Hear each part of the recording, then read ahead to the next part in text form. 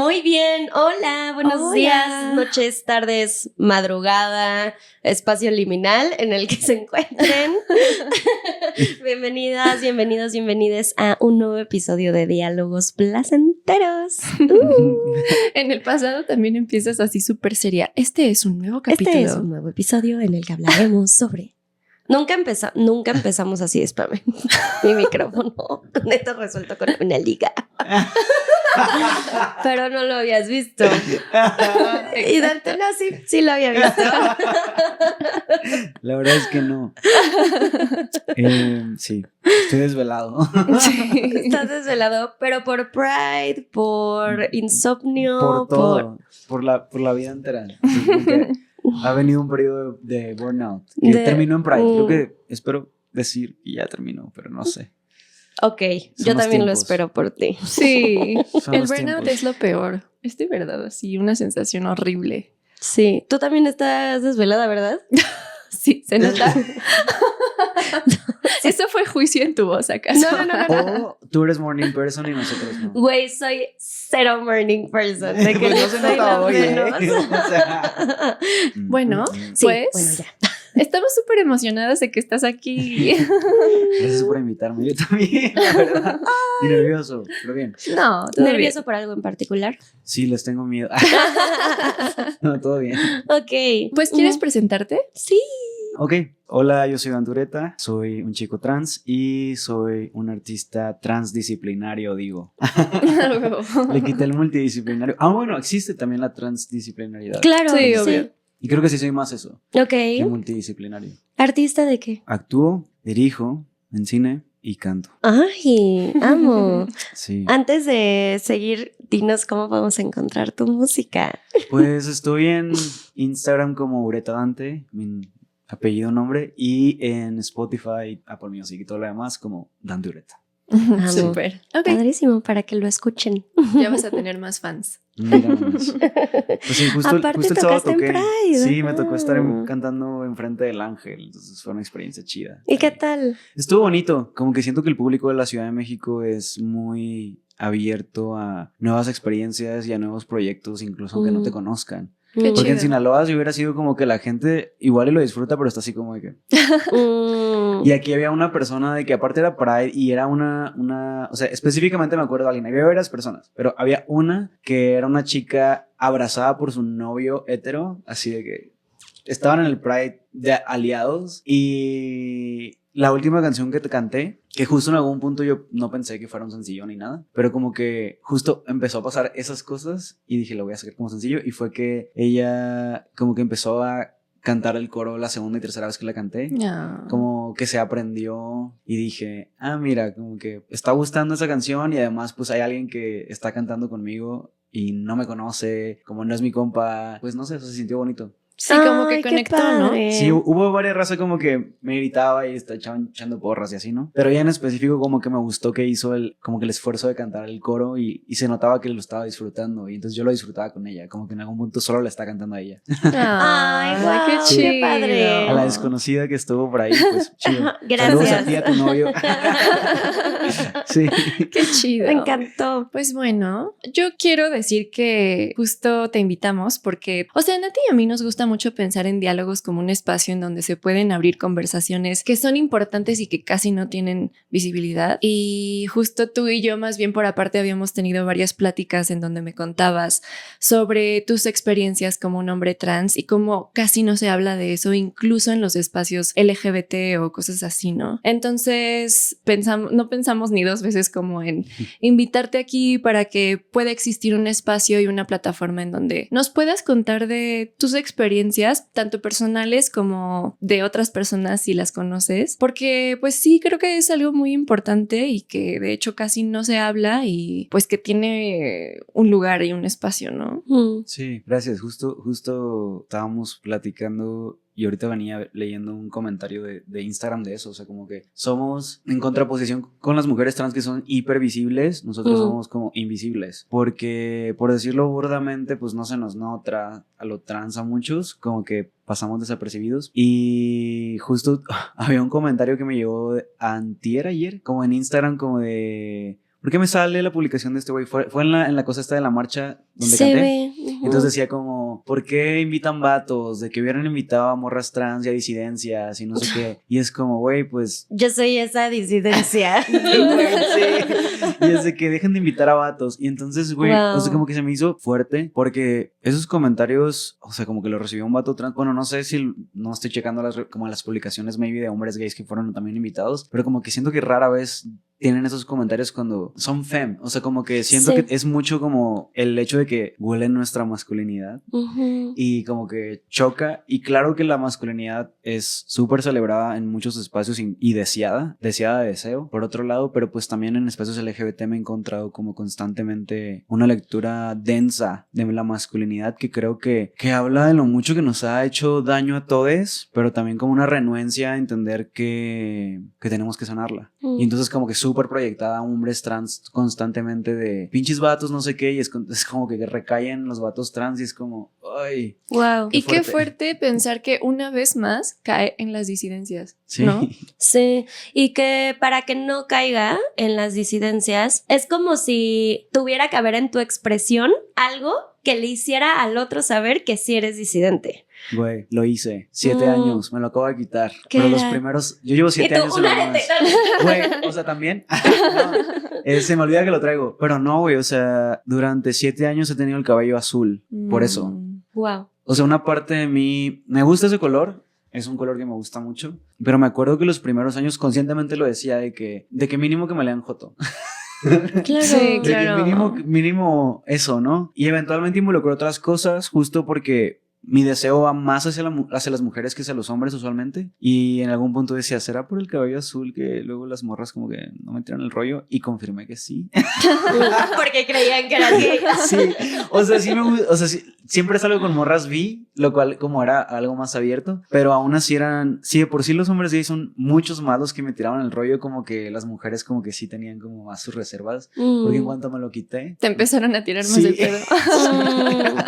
Qué loco. Sí, entonces como que sí fue mi escudo como de mínimo me voy a ver un poquito como queer a través del cabello y me lo acabo de quitar, creo que hace 2 meses. Qué interesante y qué doloroso y qué coraje. O sea, como muchas cosas al mismo tiempo, porque siento que es algo que podemos llegar a experimentar muchas personas que de alguna forma o no somos hetero o no nos relacionamos de forma muy exigente o normativa con cómo nos vestimos, con cómo nos vemos. O sea, yo algo que he visto es que las personas bisexuales y la población trans compartimos un montón de esto de no terminamos de nunca como llegar a eso que se espera para que se nos reconozca bi o para que se nos reconozca trans. Y digo, estamos hablando de 2 componentes distintos. Uno es identidad de género, otro es orientación sexual. Pero está muy cabrón como independientemente de en qué espectro de la diversidad te encuentres, tienes que siempre estarle comprobando al otro qué tanto pasas el parámetro que el otro te pone, ¿no? Sí. Es como si la otra edad tuviera que alcanzar un montón de varas que además es muy triste que a veces pone la misma comunidad.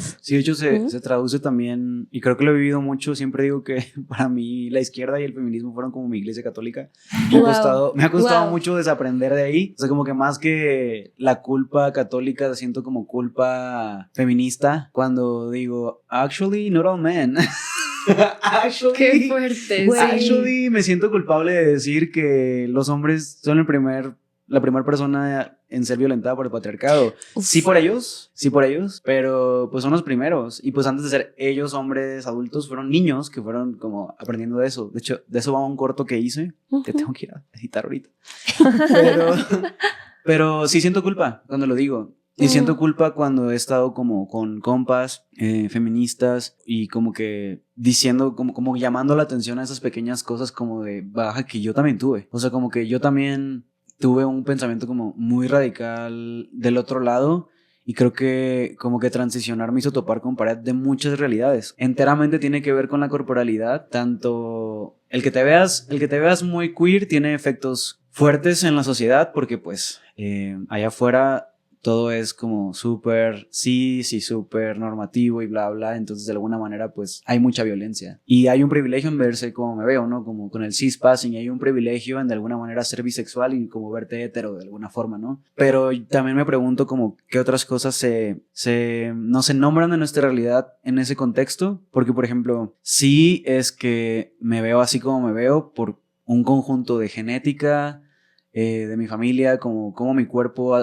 atrajo la testosterona, como mi voz ya era muy grave antes, esto se hizo más grave y pues mi cuerpo transicionó así. Aunque yo realmente en medio me siento más como no binario que hombre, pero pues mi pensamiento del ser trans es como que tanto no me gusta que me vean y digan es trans y empiezan a hacer todo lo que se asume del ser trans, como todo el bagaje de ay pobrecito y como ay no sé qué o el típico, me pasa mucho que me dicen de que eres trans, pero qué guapo. O de que, ¡Órale! pero qué guapo. Una vez como cuando a las gordas nos dicen como de ay, cuánta autoestima por vestirte así, yo quería tu confianza, que es como una vez estaba grabando mi corto justo y entonces una chica estaba como muy a la defensiva de lo que le estábamos preguntando y entonces como que era sobre, de que le dije, ¿tienes algún tip sobre cómo ser un hombre? Le decía mi actriz que era una niña de 9 años. Y ella de que, ¿qué? ¿Pero qué me van a preguntar? Y ya le dijimos y se cagó de risa con la pregunta porque no se la habíamos hecho. Y al final le dije, no, es que soy un vato trans y no sé qué. Y me dijo, ¿eres un trans? ¿Por qué un trans es más guapo que un hombre? Y yo, wow. ¡Qué fuerte! Pasa mucho eso, Esos güey. comentarios están horribles. A mí me recordó una vez que yo estaba de viaje y un güey se me acercó y me dijo, ¿de dónde eres? Y le dije, mexicana. Y me dijo, no, estás muy guapa para ser mexicana. Y yo, güey, chingas a tu madre, güey. ¿Dónde está el bigote que dijo? ¿Cómo se llama ese viejo que dijo que las mujeres tenían bigote en México? Ay, no sé, pero tienes razón y estamos deliciosos. No, pero, o sea, pienso en cómo, por un lado están como la discriminación, que honestamente casi nunca me ha tocado como que alguien me diga algo a que no sea en el internet, como discriminatorio. Y por otro lado está como esas cosas como bien intencionadas, pero que terminan siendo de todas maneras como raras, discriminatorias de alguna forma. Y por otro lado está el hecho de que sí me lean como un vato y tanto la gente que sabe que soy trans como la que no. O sea, como yo sí siento la necesidad de decir que soy trans, porque si me leen como cis también siento que están escondiendo algo de mí. O sea, como que de un lado no me gusta que todo el tiempo estén pensando en que soy trans y bla, bla, y como todo lo que la gente piensa en lo cotidiano que es ser una persona trans. Eso es lo que me molesta, como el prejuicio. Y por otro lado, me molesta cuando la gente asume que soy cis, porque, por ejemplo, si están hablando las mujeres de menstruación y yo quiero aportar a la conversación, pues luego se quedan como, what the fuck, ¿qué pedo con este güey?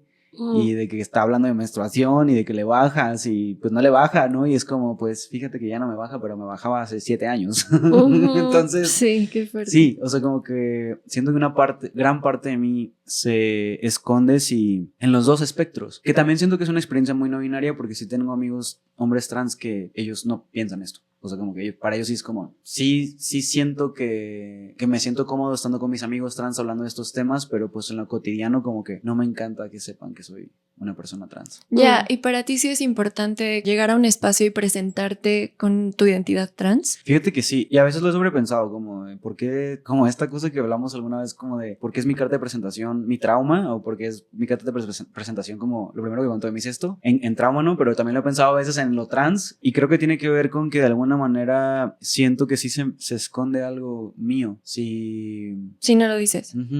No de que la gente, como esta cosa de cuando la gente sale en apps y tienes que explicarle a la otra persona que eres trans, a fuerza si no lo quieres hacer. Es más como que genuinamente siento que es mi verdad y que hay algo mío que se esconde. Sí. Si no lo nombro. Y que parte de tu historia y de cómo estás en los espacios y de cómo te unes a las conversaciones, pues está atravesado por eso, ¿no? Sí. O sea, esto que nos cuentas de la menstruación, pues que es una realidad y por alguna razón esa realidad o esa verdad no está pudiendo salir como funciona en mi mente, como ha sido para mí, y eso es cuestionable porque es doloroso. O sea, me imagino que es doloroso estar en un espacio sabiendo lo que es también habitar el ser socializado como morra y no poder hablar del dolor que eso conlleva, porque ahora eres leído, vamos a decirlo así, como el vato con privilegios, sí, ¿no? A mí me gustaría regresar un poquito a esto que te da culpa de hablar de cómo los hombres reciben e internalizan la masculinidad y lo doloroso que puede ser eso y el lugar en el que los puede poner si pensamos en esta lógica de víctima-victimario, pues lo problemático que es porque de hecho los hombres también reciben muchas violencias, ¿no? Desde el patriarcado. ¿Cómo ha sido para ti nombrar eso y con qué respuestas te has encontrado? Porque siento que Ale y yo al hablar en diálogos sobre esto, bueno, y en Sexo y Aparte yo hablo un montón sobre justo como, bueno, como en esto de alguien puede pensar en los hombres y es como, sí, güey, por favor, o sea, como necesitamos ver qué está pasando. Hay muchísima renuencia, ¿no? Desde los espacios feministas y sin decir si está bien o mal, solamente creo que es algo como muy problemático el pensar que no se pueden visibilizar también los dolores desde la masculinidad y que es parte, de hecho, de un reforzamiento, ¿no? De los roles de género. Entonces, ¿tú con qué te has encontrado, ¿no? En la búsqueda de este nombramiento. Pues creo que definitivamente mi transición tuvo todo que ver porque a mí también me costaba verlo.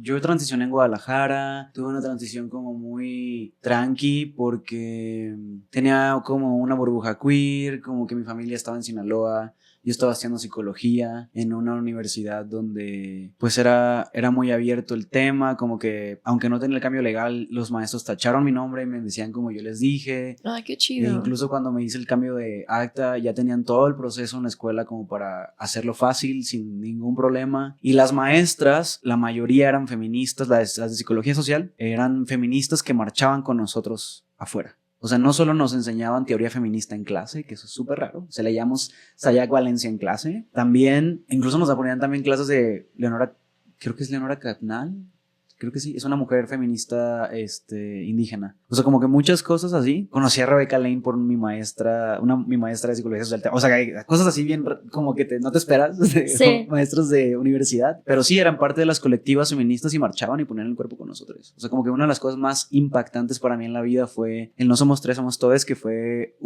como la desaparición de 3 hombres que hacían cine, estaban estudiando cine, los desaparecen en Jalisco. Se hizo grandes revueltas en Guadalajara y la profesora que nos daba clase la mañana siguiente, que lanzaron como la verdad histórica de cómo los desaparecieron, como que llegó y nos dijo, no me siento capaz de dar la clase, como que llegó vengo y solo quiero llorar, como y se permitió llorar con nosotros y eso me enseñó más Qué importante. sobre la vida que las clases en sí, y ¿no? nos tocaba la clase de feminismo además y me enseñó más en esa certeza, en ese vulnerarse frente al salón, porque ella, se me pone la piel chinita todavía, pero nos dijo, si a mí me faltaran 3 en este salón, yo lo quemo todo.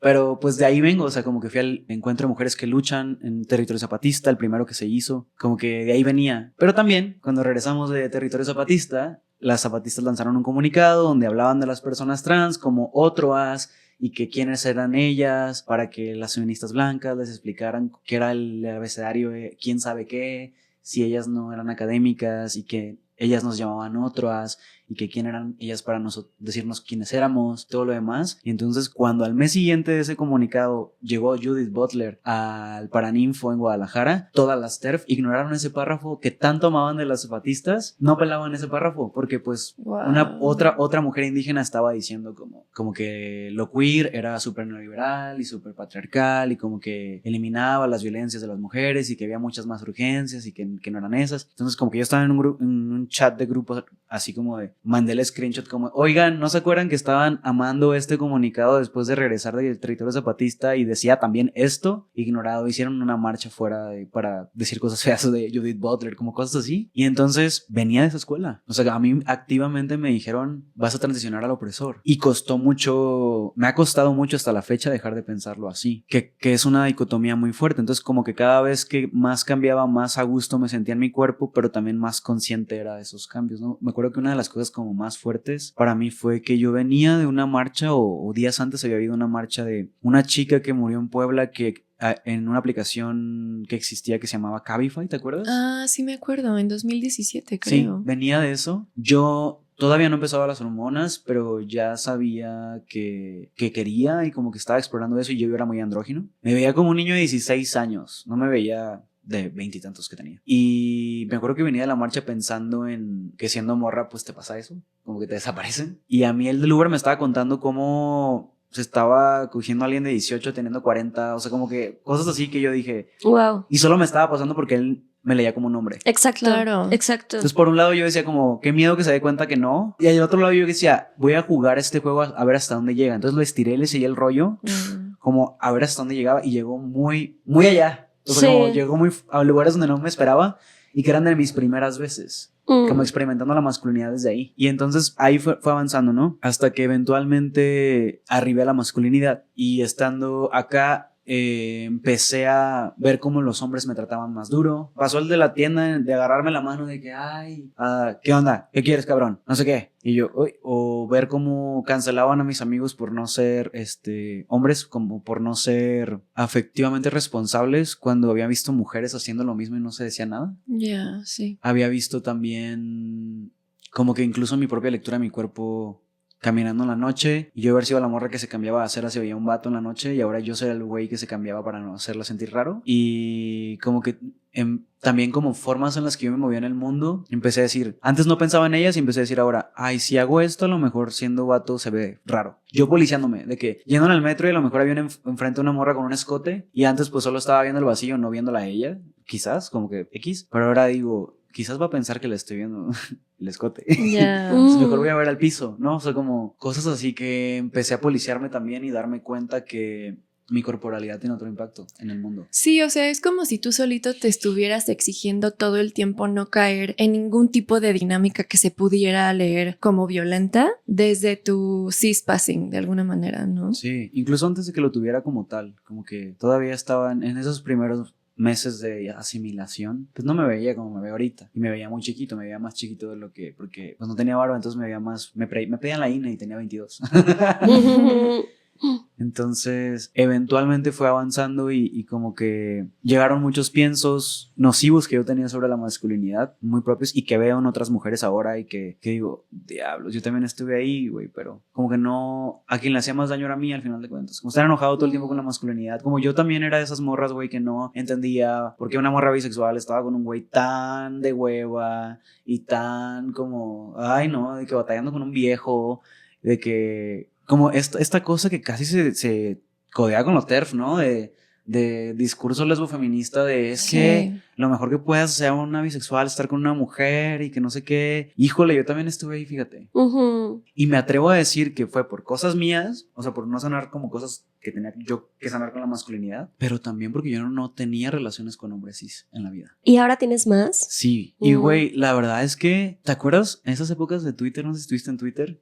Sí, que Donde te decían estuvimos en como, ese infierno. güey, Yo no. y hasta la fecha todavía dicen esas cosas como de, se te hace muy fácil como cancelar a no sé quién, pero cancelar a tu amigo no. Obvio, es mi compa. Es como que Totalmente. me va a afectar más ver que, no sé, un familiar lastimó a alguien más y como lidiar con esa ambivalencia que con alguien que no conozco, ¿no? Claro. Y entonces creo que mucho de lo que he visto en espacios feministas, sobre todo lesbofeministas, son morras que no se relacionan con hombres y que como que el extremo hace que sea más fácil hacer a la masculinidad y a los hombres. Cuando muchas morras lesbianas son súper masculinas, nocivas. O sea, como que yo a veces hago una matemática mental y digo, veo como a alguien súper, a una mujer lesbiana a lo mejor como siendo como machista según como lo que entendemos de un hombre y digo, güey, si yo me viera como ella y empezara 6 meses después testosterona, hago la matemática mental y esta mujer le pusiera 6 meses en testo. Me cancelan así. No, pues, o sea, me pregunto qué tantas cosas se preguntaría ella de qué tipo de hombre está haciendo, ¿no? Claro. Y cómo por su corporalidad nadie está diciendo nada de cómo es de macho. Está Sí, muy porque cabrón. se ve como mujer, entonces nadie cuestiona eso, como si las mujeres no pudieran reproducir esas violencias Sí, también. y lo he ¿no? visto en muchos lados, o sea, no solo mujeres lesbianas, en este caso he hablado porque ha sido como, la mayoría del terfismo lo he visto desde ahí, pero claro que no viene todo desde ahí, y tengo amigas lesbianas con quien he tenido grandes relaciones, pero pues mucho de los cuestionamientos más duros que he encontrado han sido desde ahí. O sea, estuve saliendo con una chica cuando recién me vine a vivir para acá, y fuimos a un 8M, y estaba como una señora del norte, lesbiana, ahí como con ella, y llegó y me llevó a mí como su acompañante, ¿no? Entonces como que de repente empieza a hacer bromas de el hétero, y el hétero, y el hétero, y en algún punto pues dije, por algo digo soy trans, ¿no? O sea, por este tipo de cosas. Y ya digo soy trans, y entonces le dice a la chica con la que iba de que es transexual, y después me empieza a preguntar de que por qué desertaste de ser mujer, y de que por qué no sé qué, por qué no te quedaste como eras, si es lo mejor ser mujer, y bla, bla. Y yo así de... ¡Ay, qué fuerte! Y chequen como todo lo que he dicho no ha sido como mi familia cristiana del Ajá, norte, no. ¿sabes? Ha sido como esto. Totalmente. Sí. Justo ayer vi un post que decía, mientras los de izquierda estamos ocupados expiándonos de nuestras culpas, la derecha está ganando votos y hasta que en la izquierda no tengamos como una movilización perfecta y purista, el fascismo nos va a seguir como ganando, ¿no? Como en esta idea de, güey, tenemos que dejar de perseguir ese modelo político en el que todas las personas responden de manera muy alineada a lo que la izquierda y lo progre necesita, porque la izquierda y lo progre necesita cosas profundamente distintas. O sea, porque no es que todas las personas que no nos identificamos en las derechas pensemos ni necesitemos lo mismo. O sea, hay diferencias abismales en una misma marcha feminista. Tú puedes ver, de hecho, muchísimas discrepancias, muchas diferencias, necesidades completamente distintas y sin embargo ese espacio es legítimo para todas las personas que están ahí, ¿no? Pero como que desde el modelo de cómo es ser una buena persona progre o cómo es ser una buena persona deconstruida o cómo es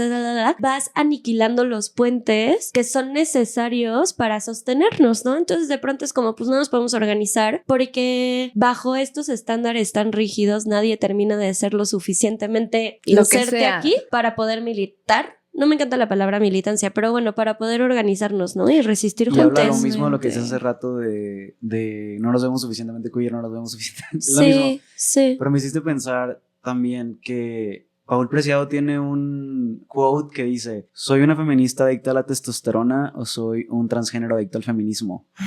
Y creo que yo me he sentido muchas veces ahí, ¿no? Como en esta culpa de nombrar esto que ahora vivo por haber transicionado. Pues es una realidad que sí veo las cosas diferentes por eso, ¿no? Sí, total. Claro. A mí me hiciste pensar, Nati, en esa plática que vimos de Clementine Morrigan, ¿te acuerdas? Que, sí, justo ella contaba que en la izquierda tenemos como esta necesidad muy cabrona de estarnos policiando todo el tiempo, que perdemos la capacidad de escucharnos. Y mientras tanto, justo lo que dices, la derecha está súper abierta a recibir a quien sea, no importa cómo, si tantito se parece un poquito a los valores, a los lineamientos de la derecha, entonces es por eso que está ganando tanto terreno, ¿no? Y es por eso que está ganando tanto campo, porque al final, y ya lo hemos dicho en este podcast, como que le estamos haciendo la chamba, incluso, o sea, ya ni siquiera es necesario que alguien de la oposición venga a decirnos que estamos mal o que tenemos malas ideas o malos pensamientos, porque ya entre nosotros estamos haciendo eso, ya les estamos haciendo la chamba, ¿no? Sí.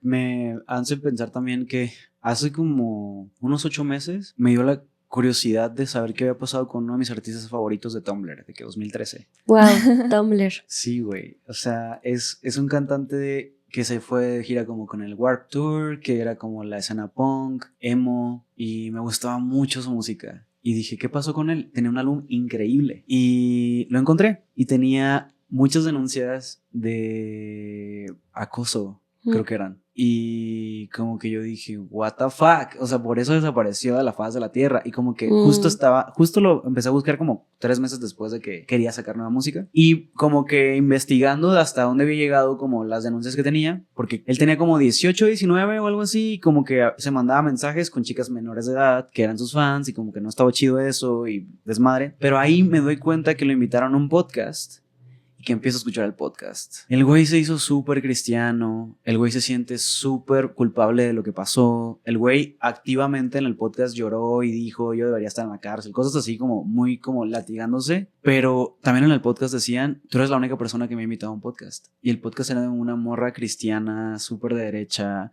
Wow. Entonces yo escuché ese podcast y te los puedo pasar para que lo escuches con sí, por favor. Porque la verdad lo único que pensaba es, güey, claro que él llegó a o sea, porque es que les abren los brazos. Sí. Era un sentido de seguridad y de identidad. Y de pertenencia. Sí, y dije, qué fuerte, porque él genuinamente, a lo que escucho, no lo conozco, pero a lo que escucho que dice, que ya está casado, tiene un hijo, bla, bla, se siente como culpable, pero cómo pasamos de la culpa a la acción y cambiar cosas, como que es complicado, pero también pensaba como, güey, este es el único espacio donde le permitieron como sentir que no era la peor persona del mundo, ¿no? Y hacer algo al respecto y no solo quedarte con esa culpa que solo te paraliza y te dice soy la peor persona del mundo. Y perdón, pero esa culpa está arraigada a una lógica identitaria que creo que es también de lo que estás hablando ahorita, o sea, cuando ponemos el identitarismo en el centro como base a través de la cual salimos al mundo, yo soy Natalia, yo soy bi, yo soy cis, yo soy la,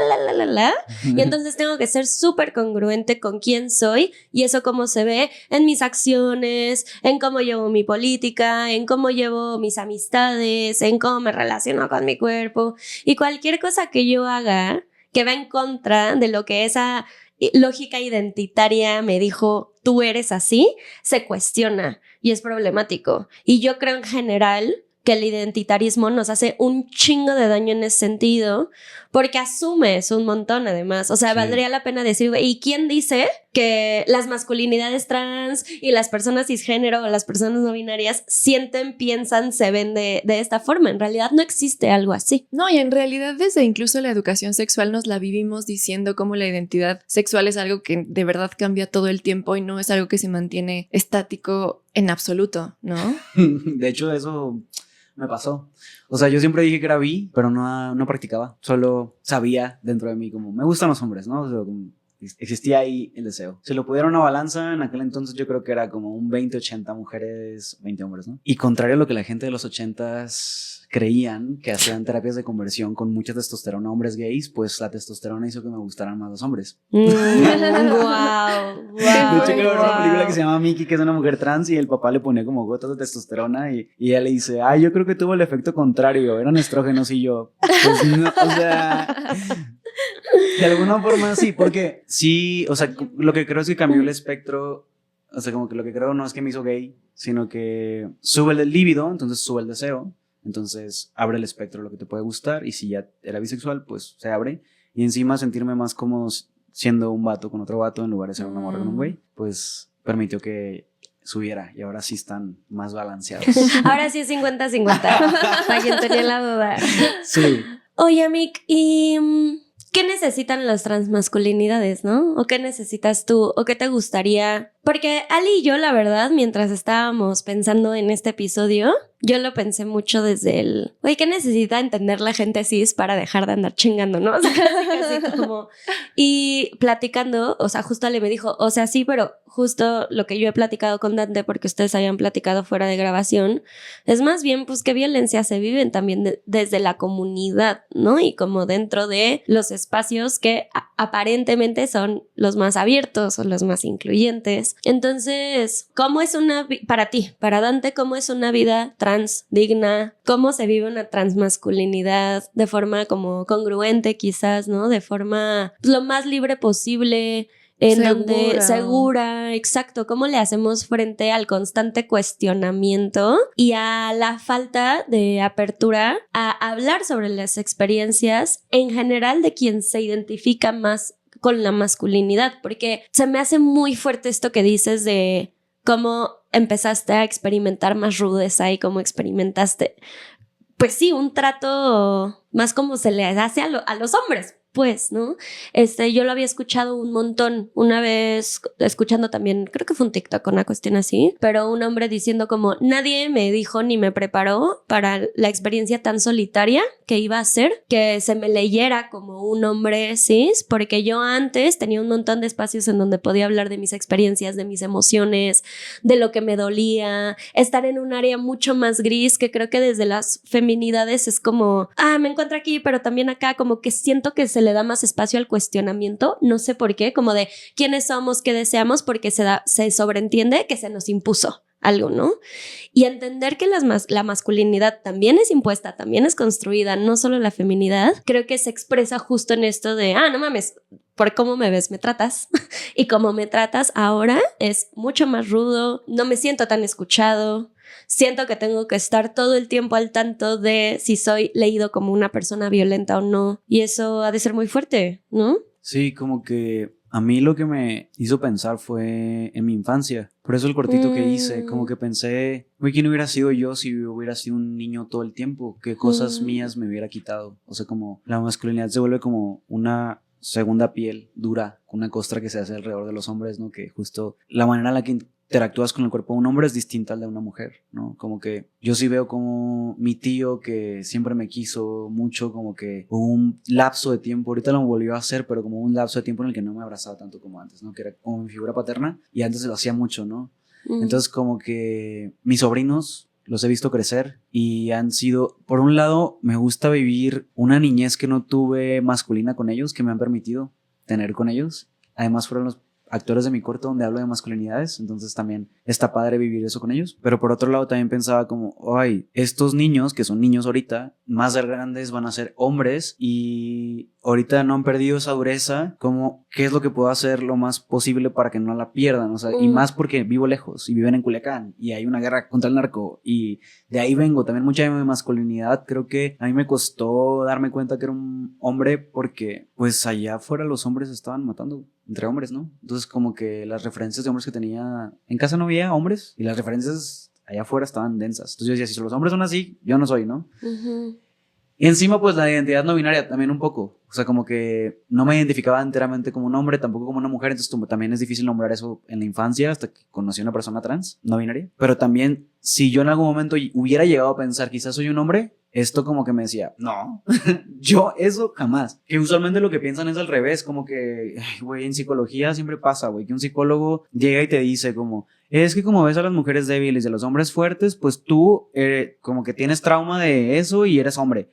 Güey, me lo dijeron, o sea, cosas así. Ay, y es como al revés, güey, más bien al revés. Justo por lo que hacen los hombres, creo que a mí me costaba darme cuenta que lo era. Sí. No sé, tengo un tribo ahí con nombrarme hombre o no.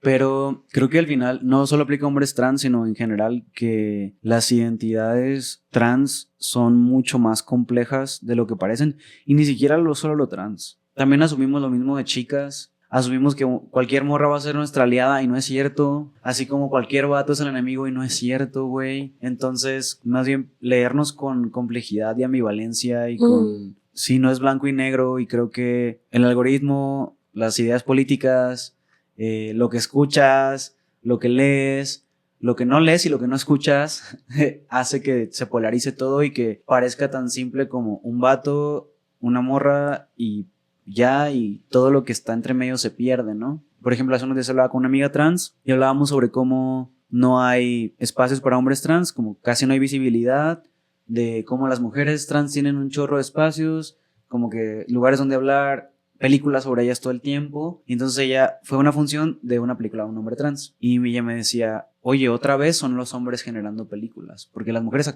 trans actuamos sobre todo, pero los hombres trans están poniendo a hacer sus películas, porque salieron 2 pelis de 2 hombres trans en estos días. Y yo le dije, güey, yo lo pienso al revés, yo lo pienso más como que nadie está haciendo nada sobre nosotros, entonces tenemos que hacerlo nosotros. Entonces como que siento que hay algo de verdad en lo que decía ella, de que sí hay más hombres trans dirigiendo pelis que mujeres trans, quizás, en este momento. También tanto hay verdad en lo que yo digo de que no hay nadie haciéndolo, entonces tenemos que hacerlo nosotros, pero ese punto medio habla de la ambivalencia de la corporalidad en la que vivimos, ¿no? Y es muy fácil desde afuera pensar lo que sea del otro y sobre todo cuando uno tiene cispassing, que claro que es algo que nos ayuda a navegar la vida y hace la vida más fácil, pero también tiene sus otras complicaciones. O sea, tengo una amiga trans que me estaba diciendo que morras trans le hacen bullying por tener vaginoplastía, por ejemplo. Ay. Está cabrón. Sí, tiene cispassing, pero le ha costado muchos miles de pesos Sí. lograr tener eso, ¿no? Como sentirse bien en su cuerpo, como para que llegue y la misma comunidad le esté haciendo Preguntas, se le esté cuestionando, Sí. ¿no? Y sí, hay un libro, yo soy evangelizador de ese libro, que se lo pasé a Ale para que lo leyera y queremos hacer un book club con Anabel. ¿Cuál? Se llama I Hope We Choose Love y es de una mujer trans, como la misma escenita que Clementine Morrigan. Es de Canadá y es como educadora sexual, como terapeuta, habla de Queerlandia, los espacios seguros, de que los queers le han roto el corazón y la izquierda le ha roto el corazón, pero que elige el amor, ¿no? Como en medio del crecimiento de la derecha, en medio de este apocalipsis, porque aparte lo escribí en 2019, en medio de la desesperanza, en medio de que pareciera que la izquierda va en contra de sí misma, en medio de que parece que la derecha va ganando campo, en el no saber qué hacer, en la crisis ambiental y todo lo que puedas nombrar, lo dice ahí, creen las políticas del amor y que la posibilidad y lo que apuesta es en que sea lo que sea, decide morir en amor. Si este es el fin del mundo, decido morir en amor, dice, ¿no? Y pues suscribo a eso y creo que siempre menciono este libro porque en medio de la culpa de nombrar que no estaba de acuerdo con la Santa Iglesia Católica de la Izquierda, ese libro me ayudó a nombrarlo porque fue la primera persona que leí nombrándolo. Y como que a veces cuando alguien más lo nombra te da permiso. Totalmente. Total, sí. Es bien difícil hablar de esto afuera de espacios donde no lo han vivido porque como que no se entiende. Güey, de alguna manera es como una mentalidad muy de culto. Totalmente. Es eso. Hay un podcast que habla de eso, creo que se llama Cultism, y justo habla de cómo los movimientos, particularmente de izquierda, pero el identitarismo, tal cual, lo que produce es un pensamiento sectario. Y esta persona empieza en el podcast diciendo como, a mí nadie me ha lastimado tanto, de hecho ni siquiera las personas que a mí me enseñaron a entender como quienes me podían discriminar y violentar, como lo ha hecho gente dentro de los espacios en los que lucho, ¿no? Creo que ya mencionaba justo que es bien peligroso hablando de espacios seguros porque, güey, habla de mucho de trauma y como hurt people. Y entonces como que decía de que cuando llegas a un espacio queer y has sido tan lastimado por los sistemas normativos que la familia no te aceptó, que la iglesia no te acepta, que los sistemas no te aceptan, entonces llegamos desesperados por comunidad y familia. Y entonces rompemos las barreras de generar comunidad que usualmente tenemos, ¿no? Conoces a alguien, primero le conoces, luego confías, ¿no? O sea, como se rompe eso por somos iguales porque somos trans o somos LGBT o lo que sea. Y entonces ahí habla de cómo en ese proceso distinto de socialización, tanto se han generado amistades increíbles, sí, pero también se han perpetuado problemas de perpetuar trauma de nuevo porque pues venimos de ser lastimados de otros lugares, ¿no? Entonces es como que junta a toda esa gente y a veces no van a saber cómo sostener relaciones sanas. Sí. Claro. Y a lo mejor van a policiarse, hacer todo esto que estás diciendo. Y todo esto lo digo no en afán de decir y abonar a que la derecha siga diciendo que somos lo que sea, sino pensando en ¿cómo lo podríamos hacer mejor? Claro, definitivamente. Sí. O sea, güey, nos la pasamos hablando de espacios seguros y cómo lo podríamos hacer mejor. Y en la práctica sí, es muy distinta sí. la experiencia, ¿no? A sentirse seguro. Sí, y pues sí se vuelve una cosa como de... Lo vi ayer en un post de consentimiento, Wizardry, creo que lo puso, que hablaba de si tus amigos te dicen qué pensar y no pensar, es un culto. Si tus amigos te dicen cuál es la manera correcta de vivir, es un culto. Como, no me acuerdo que tres cosas decía como de dogma.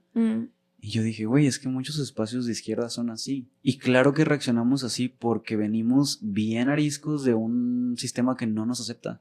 Claro. Creo que es normal, ¿no? Pero también no me gustaría pensar y no me gusta pensar en que la respuesta está en el otro extremo, ¿no? O sea, estaríamos haciendo lo mismo. Bien. Yo había pensado en regresarles la pregunta hace rato, pero no lo hice. Cuando me preguntas qué es lo que necesitamos las personas trans, como que se sepa sobre nosotros, yo más bien les quería preguntar a ustedes como que sí, ¿qué sienten que no saben? O sea, como que qué cosas les causa Ay, me intriga. encanta. Creo que a mí las cosas que me causan más intrigas tienen mucho más que ver con las cosas que no puedo yo percibir a menos de relacionarme muy cercanamente con una persona trans. Tiene mucho más que ver con experiencias corporales, creo. Sobre todo una persona trans que justo lleva tiempo usando testosterona o que de hecho se ha hecho alguna cirugía o cosas así.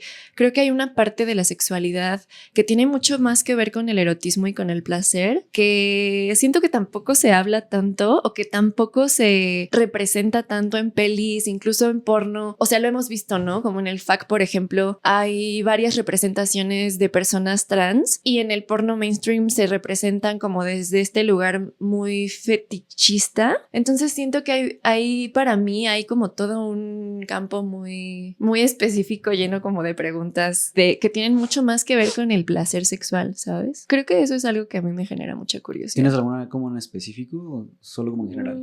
Bueno, chance quizás saber si aparte de esto que decías de que te empezaron a atraer más los hombres con la testo, si corporalmente cambió la forma en la que tú sientes de hecho placer o quizás tus zonas erógenas son diferentes ahora. Sí, lo que te da placer ya no es lo mismo o incluso sabes que yo lo he tenido mucho en la cabeza como siento que hay ciertas prácticas sexuales que le atribuimos a ciertas identidades y otras a otras identidades y lo trans creo que es una forma de navegar la sexualidad que se sale completamente, bueno, en mi cabeza, que podría más bien salirse de la cajita de lo binario. Entonces siento que eso es algo que a mí me da mucha curiosidad, ¿no? Porque, por ejemplo, lo hablaba, creo que con Nati o contigo, no me acuerdo. Una de las cosas que a mí, por ejemplo, me pone bien nerviosa es pensar en yo penetrar a alguien con un dildo, por ejemplo, ¿no? Y me pone nerviosa porque pienso que el hecho de penetrar siempre se le ha atribuido a las personas con pene y lo siento también como una cosa ahí como quizás de poder, incluso inconscientemente. Y entonces para mí es como, ok, ¿y cómo lo viven las personas trans, no? Se me hace fuerte lo que dices de que la penetración esté atribuida al poder. Creo que viene mucho justo de la heteronorma y de pensar que los hombres, justo lo que hablábamos, que tienen más poder. Totalmente. Que la penetración es más poder.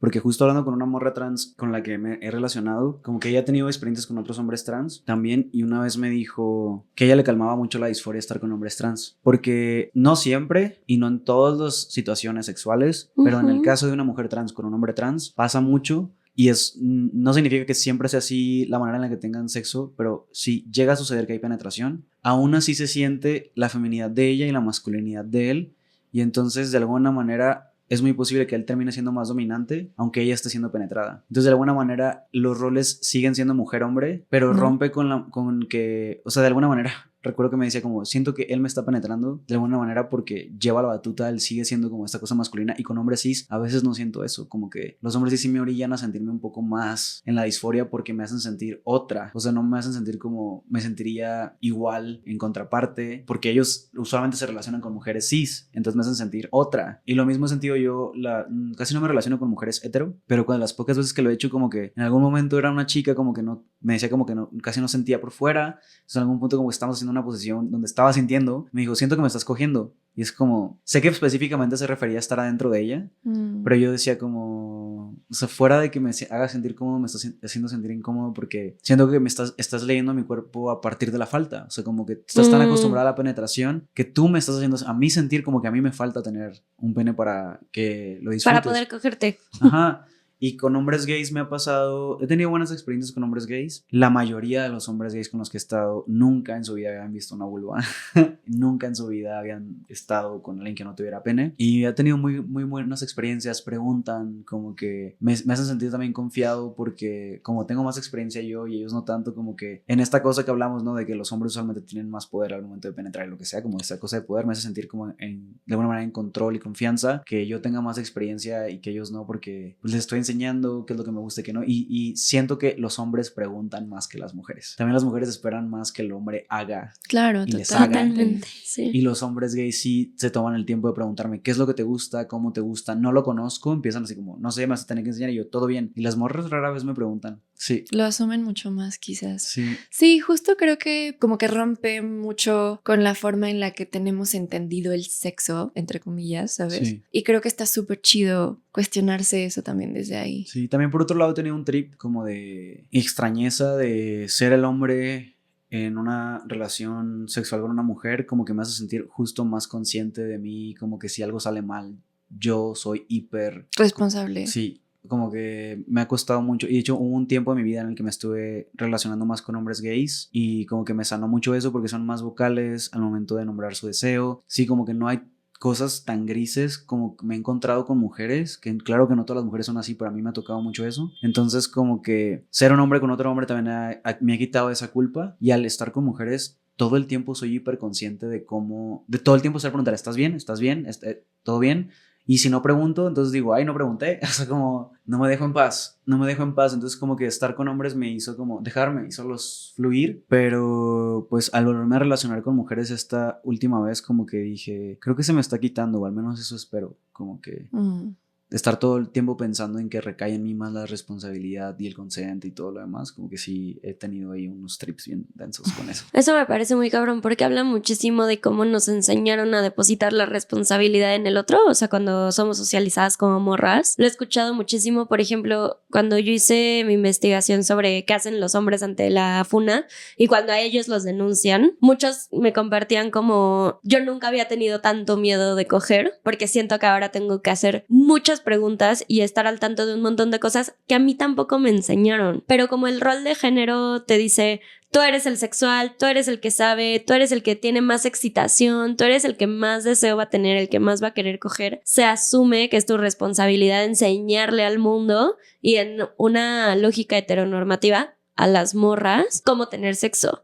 Y aprender y saber cómo tener sexo va más allá de cómo estimular un genital, sino también de cómo generar un espacio seguro, cómo generar un espacio en donde hay consentimiento, cómo generar un espacio en donde pues de pronto pasan cosas que te dan pena, ¿no? Y cómo sostenerlas. Y a mí me parece muy fuerte que eso se le atribuya a la masculinidad, o sea, como que es una chamba que tienen que sostener desde lo sexual. ¿Tú qué preguntas tienes? Mis preguntas iban más, sí, sobre el aspecto de identidad de género, como de cómo ha sido para ti la construcción de tu masculinidad, porque pensando en que es algo que se impone desde que somos chiquitos, siento que hay un montón de cosas que no se cuestionan, que desde las experiencias trans es muy evidente cómo es un constructo y es muy evidente cómo puede ser una elección también, o sea, sí puede ser una decisión el yo cómo soy en el mundo, ¿no? Cómo trato a la gente. Pensando en la masculinidad como una opción, vamos a decirlo así, ¿tú qué te quedas? ¿Qué te hace sentido y qué te hace sentir en congruencia con tu masculinidad? Y que no, que se lee en el mundo como masculino. Creo que lo he pensado mucho por mi peli. O sea, como mi peli son 2 infancias, tienen 9 años y son una niña y un niño, y luego son 2 niños de 13 años. Y entonces lo hice en la infancia porque dije, está complicado que empaticen con los adultos. Y sí me pasaron muchas cosas cuando transicioné, como lo de los Ubers, porque una que conté son muchas, no una. Sí. Entonces dije, bueno, ¿cómo traduzco esto a infancia? ¿Y cómo hago entender? Porque pensé mucho en mi mejor amigo de la infancia, que crecimos en el contexto de la guerra contra el narco, como heavy. O sea, sí viví guerra del narco Calderón, heavy en Sinaloa, entonces como que eso fue mi infancia. Sí. O sea, a los 9 comienza la guerra y a los 13 más o menos termina, pero la peli dura en ese tiempo. Y entonces mi personaje empieza a jugar a que espía a los señores y a los adultos, ¿no? Y entonces Alex, que es este personaje, empieza como a jugar a los espías, muy mini espías, muy chicos del barrio, muy no sé qué, junto con su mejor amigo. Y entonces van y preguntan a los señores como, ¿tienes algún tip sobre cómo ser un hombre? Y los señores contestan lo que sea. Grabamos eso realmente ahí en Abolato, en Sinaloa. Pero ya después, cuando el personaje transiciona, tiene 13 años y el otro también, creo que queda muy claro cómo, pues bueno, al menos eso espero, que se quede claro, cómo Luis Fernando, que es el amigo, está solo siendo un hombre más, como pide Sinaloa, y como Alex lo deseaba, pero ahora está incómodo. Los 13 años siento que es una edad como dura, densa, entonces está como que en medio del mundo de los niños y leyendo al mundo ya desde el ser hombre, y está como, ¿qué pedo? No estoy de acuerdo. Y así como se siente bien raro, justo por haber sabido que se siente ser la otra parte. No solo cuando dicen cosas misóginas y dicen, tú juegas como niña, porque hay una escena de rap donde se empiezan a decir eso, sino también en el trato. En algún momento, en una de las escenas, el tío está jugando luchitas con el niño y Alex está asustado, como, ¿qué le está haciendo? O sea, como que no está viendo adentro de la casa, está escuchando nomás cómo su amigo está llorando, y entre hombres está súper normalizado el juego de luchitas, y para Alex nadie juega con él así, y de alguna manera lo desea, pero otra parte está como, eso es violento, o sea, como, sí. ¿Qué pedo? Y entonces creo que para mí ha sido un constante darme cuenta que la vara está puesta en la masculinidad. O sea, no vamos a avanzar en dejar de ser violentos con las mujeres ni con la gente LGBT en general, las feminidades en general, todo lo que se lea femenino. Yo de alguna manera me veo como me veo, pero de repente saben que tengo vulva, me leen como femenino. Una mujer trans, dirán lo que sean, las TER de, es un hombre con vestido. Y al final de cuentas es alguien que es leído como femenino también. Totalmente, sí. Las morras lesbianas son leídas, por muy más que sean, como algo femenino. Entonces, las infancias también son leídas como algo femenino de alguna manera. Sí, de acuerdo, sí. Todas esas identidades que son violentadas por la masculinidad que pensamos del hombre hétero con poder y bla, bla, blanco, lo que quieras ponerle, todo lo que es... todo eso, la vara está puesta con ellos. Y por eso son la primero en ser como violentado por el patriarcado. Sí. Porque lo que me di cuenta es que, y pues no lo digo yo, o sea, como no me di cuenta, encarnado en el cuerpo, pero lo decían ya teóricas feministas antes, como Rita Segato o como Bell Hooks, que los hombres primero matan su feminidad y por ende luego terminan asesinando todo lo que está de fuera. Entonces, al nivel de que maten lo que ellos tienen de feminidad dentro, van a hacerlo afuera. Entonces nunca vamos a parar si seguimos. Claro que los espacios separatistas han hecho cosas increíbles. Lo he vivido, he estado ahí. De verdad que a veces estar en un espacio separatista entre puras morras era lo necesario y sigue siendo. Pero necesitamos encontrar otras formas de hacer espacios donde podamos sostener también esto, porque entonces estamos haciendo todo este movimiento acá, aparte, y cuando llegamos con ellos, si los que siguen perpetrando violencia son ellos, si los que siguen lastimando son ellos, y primero a ellos, entonces a los demás. Sí. Jamás va a parar, jamás va a parar si no hacemos chamba con ellos. De acuerdo. Y entonces pienso mi identidad como un puente. Entonces pienso como, güey, si yo vine de este mundo en el cual tuve la oportunidad de estar en espacios separatistas y viví esto que viví siendo morra, y aparte pienso todo lo que pienso y me cuestiono todo, porque pude haber sido un vato trans que no se cuestiona esto, ¿sabes? Como, entonces también fui a un territorio zapatista, el encuentro de mujeres que luchas con mujeres de todo el mundo, como 8,000 mujeres, o sea, como tuve esos privilegios de haber vivido eso. ¿Cómo llevo esto a aquel lugar? Si mi lugar ya no es el feminismo y sigo siendo antipatriarcal, ¿cómo sirve mi identidad de puente para hacer un acercamiento hacia el otro lado? Como decirles, güey, ahora entiendo tu punto, antes no lo entendía para nada. No estoy de acuerdo con hacer violencia desde acá.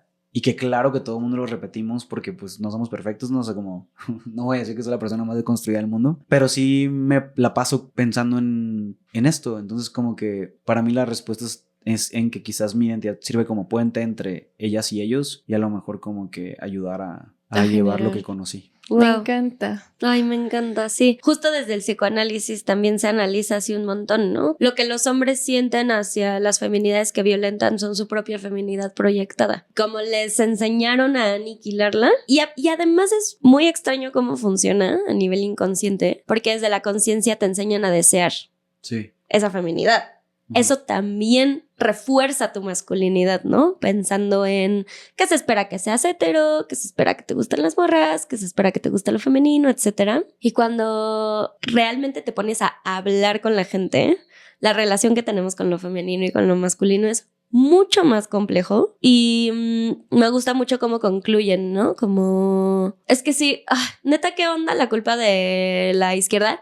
Pero es que justo a mí, una de las frases que como que digo, o sea, así como not all men, de pronto digo como de, ay, bueno, sí, pero con sus matices, también esto de ni feminismo, ni machismo, humanismo, ay, ¿saben? Que es como no, pero sí, definitivamente, a veces a mí me cuesta trabajo, me parece mucho menos accesible discusiones como fructíferas, en donde hay incongruencia, en donde hay matices, cuando entendemos a las personas solo desde hombres, mujeres, feminidad, masculinidad, feminismo, machismo. Es como de, güey, y si regresamos también como a la parte humana, o sea, si nos salimos un poquito de que el único análisis que nos atraviesa para entender nuestros dolores es el género, que es algo muy de los feminismos blancos, puedes ver cómo la humanidad de una persona y sus dolores se sostienen por muchas otras lógicas que no tienen necesariamente que ver nada más con eso, ¿no? Con la frase el género que dijiste, para cerrar, viene del lo que no se nombra no existe. No es all lives matter, es Black Lives Matter. Porque si no decimos eso,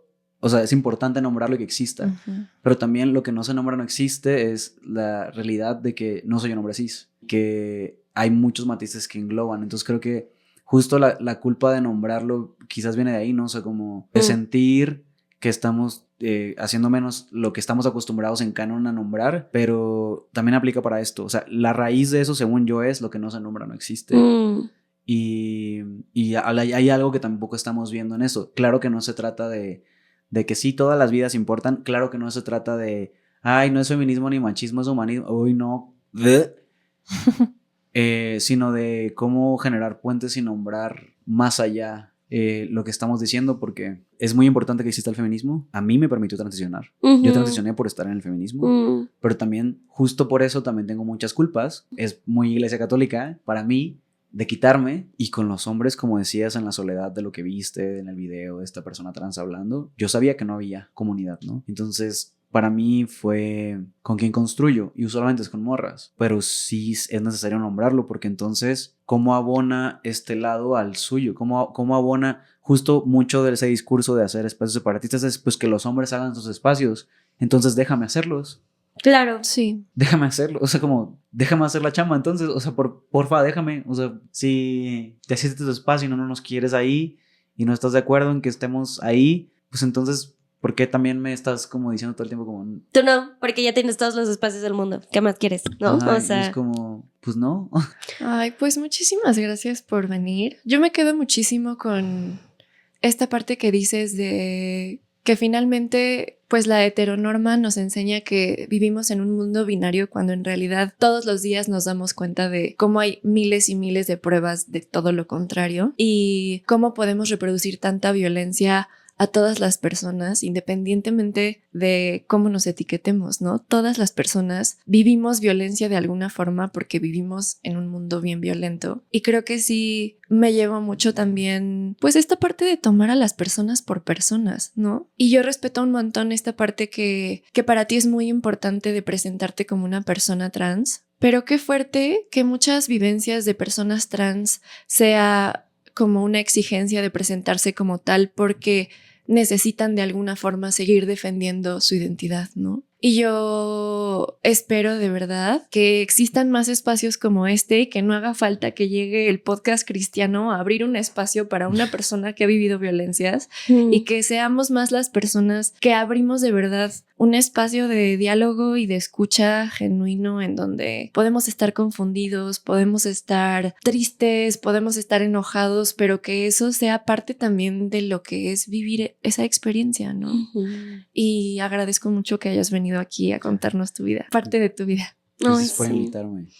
Muchísimas gracias. Yo también te agradezco y me quedo, suscribo a todo lo que dices y me quedo también con que albergar la ambivalencia y el malestar que nos genera el encuentro con algo que no entendemos o con lo que no estamos tan de acuerdo, como lo puede ser lo que pensamos sobre los feminismos, sobre la masculinidad, sobre, ¿no? Nos va a salvar. Creo que eso es lo que va a salvarnos, como alojar el matiz. Sí. Totalmente. Y muchísimas gracias por estar aquí. ¿Dónde te podemos encontrar? Pues estoy en mis redes sociales como Ureta Dante y pues si quieren escuchar mi música estoy como Dante Ureta. Pues agradecerles mucho por el espacio. Justo antier fui a ver una peli que se llama Mickey, que es sobre una persona trans y una persona trans dirigió. Y al salir, creo que esto me dio esperanza. Mi amiga se hizo muy católica recientemente. Va a misa a una iglesia que le gusta mucho la misa. Y el padre de la misa acaba de salir de esa película. Wow. Veníamos de la misma función. Y como que empezó a hablar de la peli y empezamos a hablar de mi cambio de nombre en la iglesia porque tengo que bautizar a mi sobrina. Y como que fue un aliado. Pues si quieres, repítenos dónde te podemos encontrar, tu música, tu activismo, tu carita. Me pueden encontrar en Instagram, en TikTok como Ureta Dante y en Spotify, Amazon Music y todo lo demás como Ureta Dante. No, como Dante Ureta. No, es Dante Ureta. Soy Dante Ureta. Soy artista transdisciplinario. También soy psicólogo, por eso pienso en estas cosas, pero soy más artista que otra cosa. Me encantó. A mí me pueden encontrar como sexo-y-aparte y recuerden que ya nos pueden seguir en Instagram como diálogos.placenteros. Y a mí me pueden encontrar en con.sentimientos y también nos pueden seguir en YouTube y por favor suscríbanse. Por favor, suscríbanse. Chao. Les amamos. ¿Listo, tal? bebé? Listo, ahora sí. ¿Qué onda? 6, Hola. 7, 8. ¿Puedes hablar al micrófono? Hola, 1, 2. 1, 2. 1, 2. Ja, ja, ja. Por si me río. Hola. Buenos días. Buenos días. Buenos días. Se va a ver un poco el desmadre del piso. Bueno, sí. Ni modo. Sí. Para que vean que todo lo hacemos nosotras. Literal. Aquí. Sí, Tú quieras. Sí, no te- sí, sí, sí. Ok, pues. Imagínate que las cámaras no están. Mira, pues que nunca lo hago a la cámara, de hecho. O sea, como que Ajá, siempre se me sí, olvida. está Entonces, bien. Lo voy a intentar. Sí, no es necesario que mires a la cámara. Oigan, perdón, voy a hacer una pausa no Sí. editable. Es que esto dura como 15 minutos más. O sea, no pasa nada. Entonces, exacto. Sí. ¿Sí está grabando todo Sí, chido? todo bien. Venga. Ay, muchas gracias por checar. pararte. Yo también lo tenía pensando eso. Sí, para ir. Mente de productor. Sí. Perdón. Ay, regrésanosla y. Sí. Y vemos si se logra evitar. Sí. ¿Pero Ok. de qué? Increíble. Jay.